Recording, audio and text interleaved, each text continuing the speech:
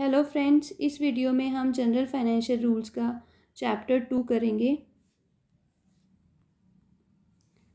Chapter 2 is all about financial management. इस chapter में बताया गया है डिपार्टमेंट्स को क्या प्रोसीजर फॉलो करना है रिगार्डिंग देयर फाइनेंशियल मैनेजमेंट।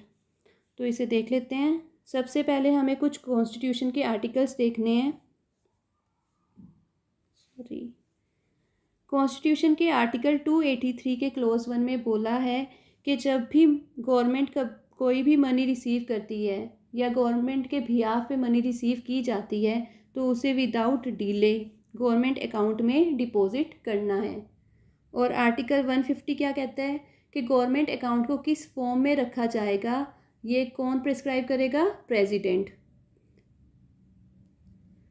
ऐसे ही आर्टिकल 284 है, इसमें बताया गया है कि जब भी गवर्नमेंट मनी रिसीव करती है अदर देन पब्लिक मनी, उसे पब्लिक अकाउंट में डिपॉजिट करना है। हमने 3 अकाउंट, गवर्नमेंट अकाउंट के 3 पार्ट्स पढ़े थे कि कंसोलिडेटेड फंड होता है, कंटिजेंसी फंड होता है और पब्लिक अकाउंट होता है। तो पब्लिक अकाउंट में मनी डिपॉजिट होगी आर्टिकल 284 के अकॉर्डिंग।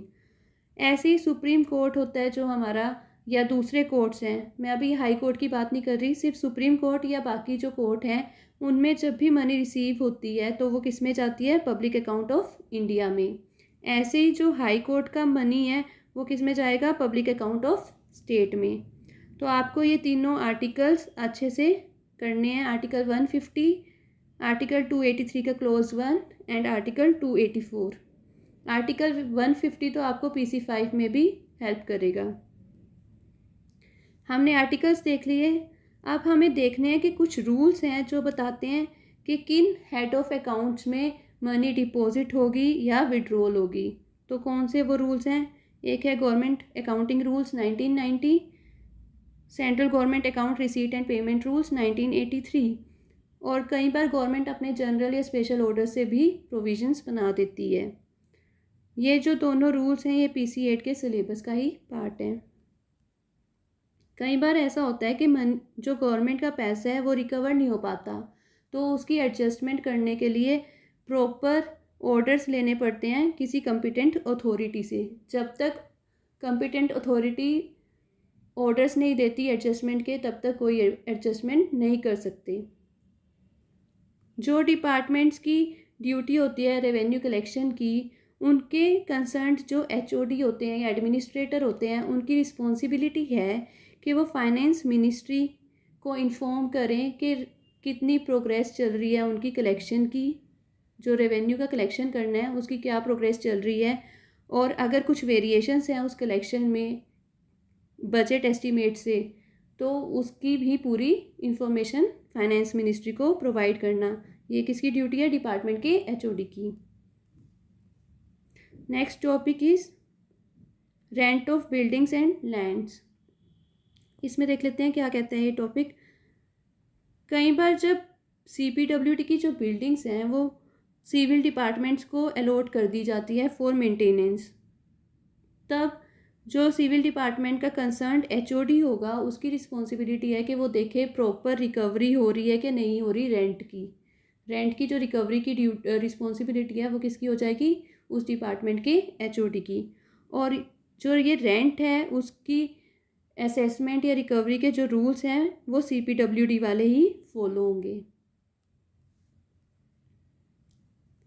नेक्स्ट, रेमिशन ऑफ रेवेन्यू, ये बहुत इंपॉर्टेंट टॉपिक है।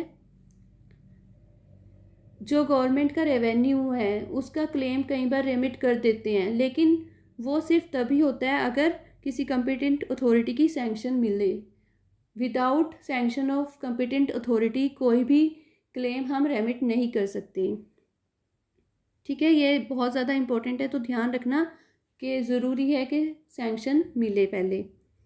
और सभी डिपार्टमेंट्स की रिस्पॉन्सिबिलिटी बनती है कि वो अपनी साल में जितनी भी रेवेन्यू को रेमिट कर रहे हैं उसकी एनुअल स्टेटमेंट प्रिपेयर करें और कंसर्न्ड अकाउंट्स ऑफिसर या जो ऑडिट ऑफिसर है उसको 1 जून तक सबमिट करें annual statement of रेमिशन।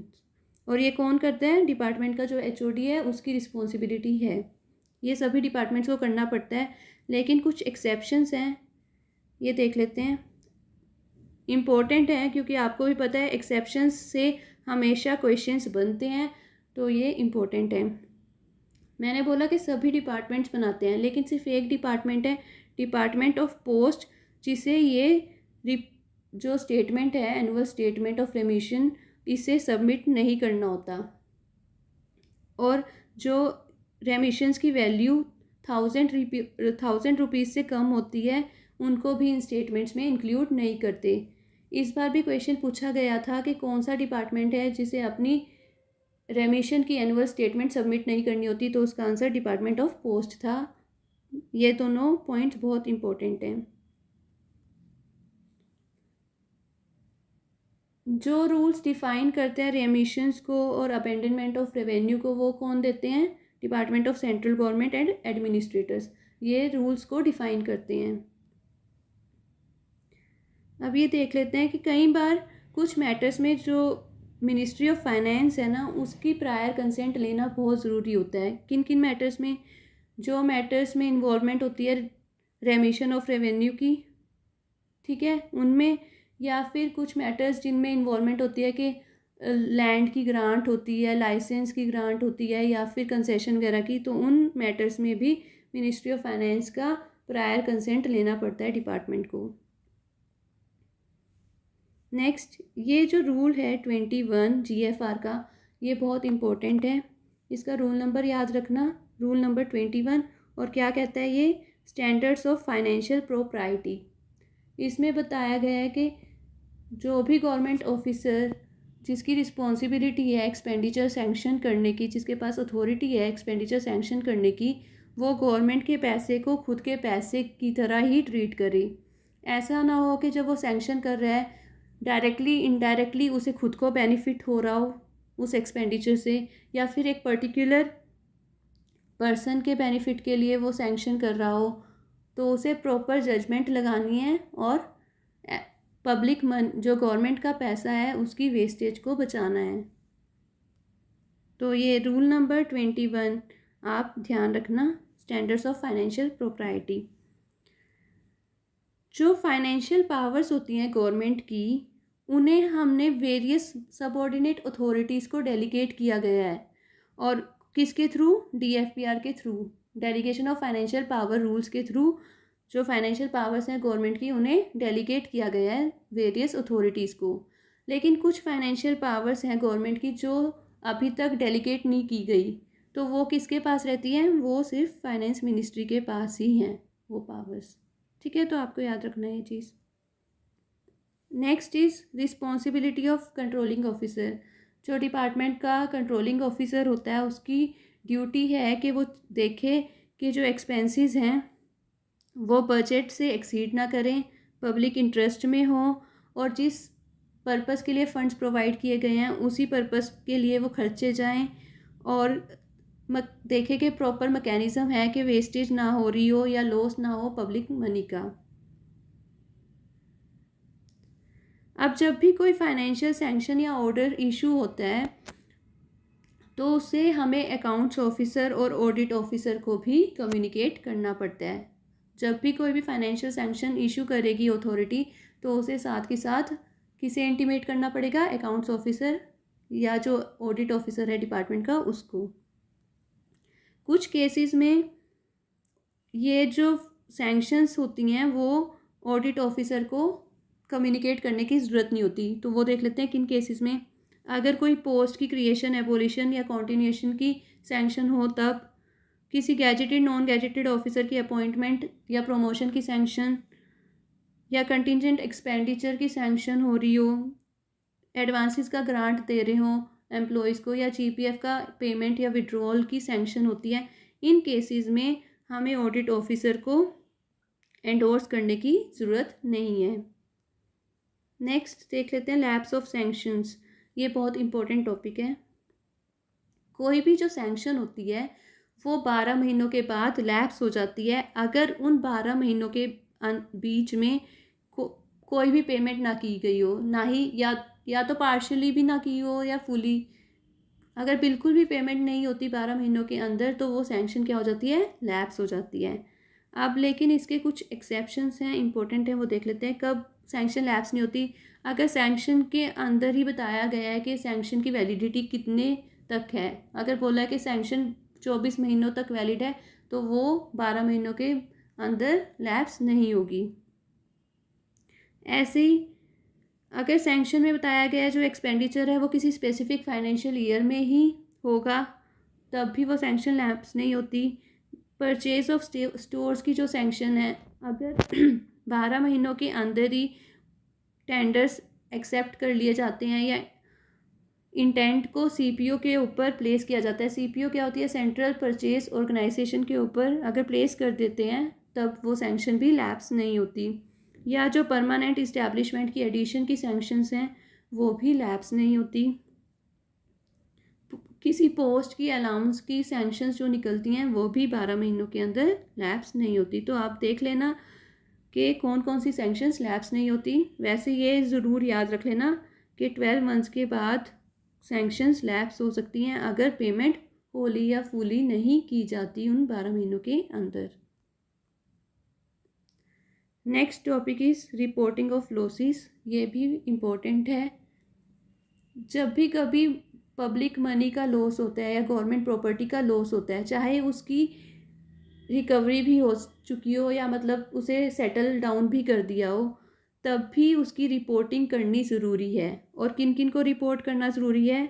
Next higher authority को, स्टैट्यूटरी ऑडिट ऑफिसर को, कंसर्न्ड पीएओ को, प्रिंसिपल अकाउंट्स ऑफिसर को।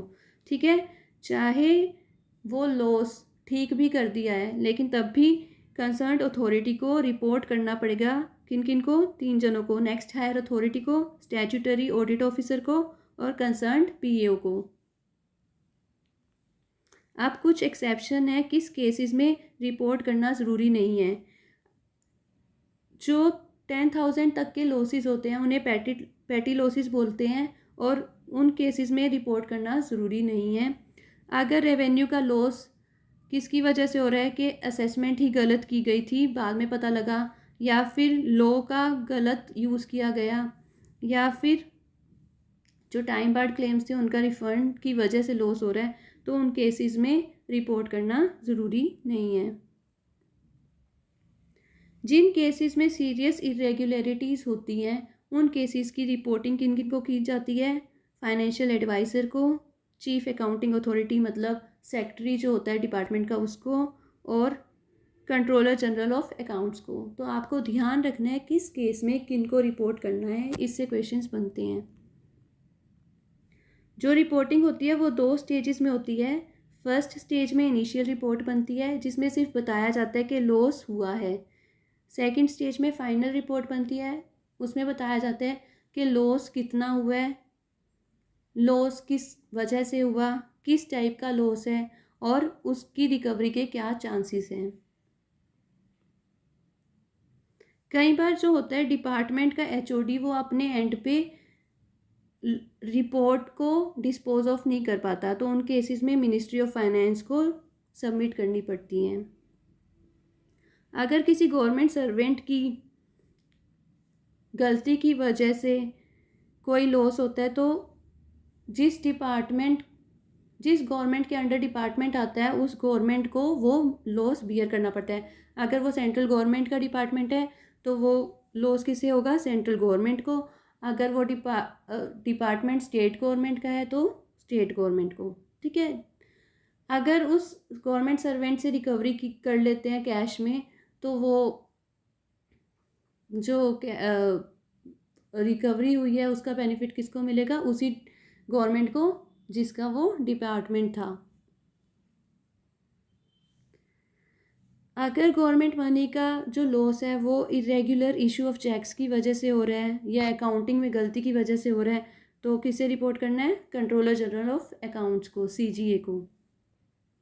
अगर जो गवर्नमेंट प्रॉपर्टी है उसका लॉस हो रहा है फायर, थेफ्ट या फ्रॉड वगैरह की वजह से और उस लॉस की वैल्यू 50,000 से ज़्यादा है, तब पुलिस को रिपोर्ट करना मस्ट है और एफआईआर भी उस टाइम बनती है, फॉर्मल इन्वेस्टिगेशन रिपोर्ट।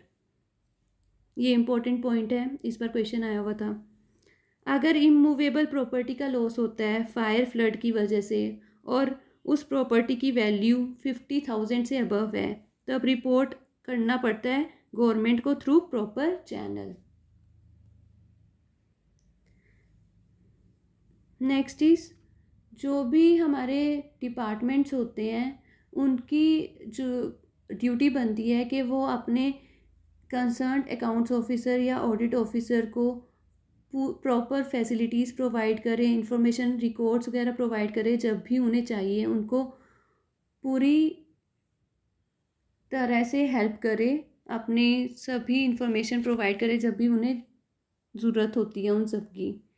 ठीक है, ऐसे ही जब कोई फाइल जिसको कैटेगराइज किया जाता है सीक्रेट या टॉप सीक्रेट, यानी कि जो टॉप सीक्रेट फाइल्स होती हैं डिपार्टमेंट की, उन्हें पर्सनली जाके ऑडिट ऑफिस के हेड को सबमिट करना पड़ता है।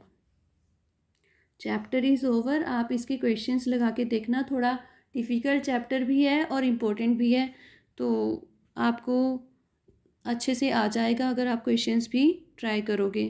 Thank you.